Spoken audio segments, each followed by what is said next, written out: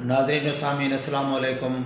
मैं डॉक्टर मंजूर Hussain Malik eye specialist Al-Shifa आई अस्पताल बहावलपुर से बोल रहा हूँ।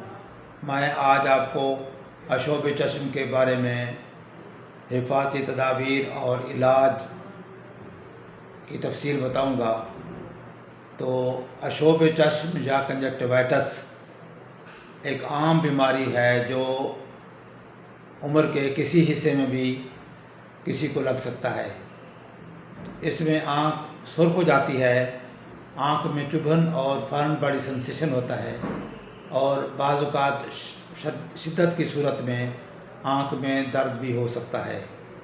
आँख से लेसदार मादा निकलता है जिससे आँख चिपक जाती है और सुबह आँख खुलना आँख का मुश्किल हो जाता है। तो ये अशोब चश्म की जो बीमारी है कई तरह की हो सकती है। जो आम तौर पर बीमारी अशोब चश्म की होती है वो वायरस की वजह से होती है। उसमें एडिनोवायरल उसका कॉजेटिव एजेंट होता है और उसको हम एडिनोवायरल कंजक्टिवाइटिस कहते हैं।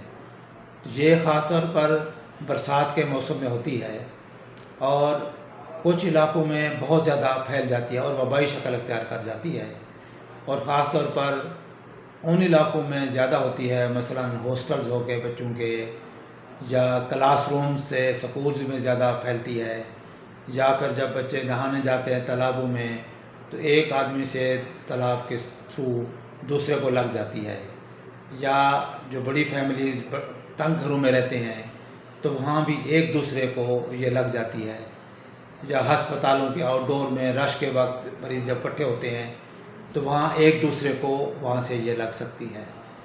बेसिकली एक ये वबाई बीमारी है।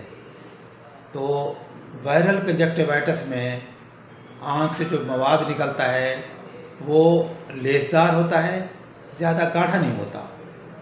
तो एक और किस्म की वायरस जो कि आजकल बहुत कॉमन है, कोरोना वायरस, उसकी वजह से भी कंजक्टिवाइटिस हो सकता है, अशोब चश्म हो सकती है।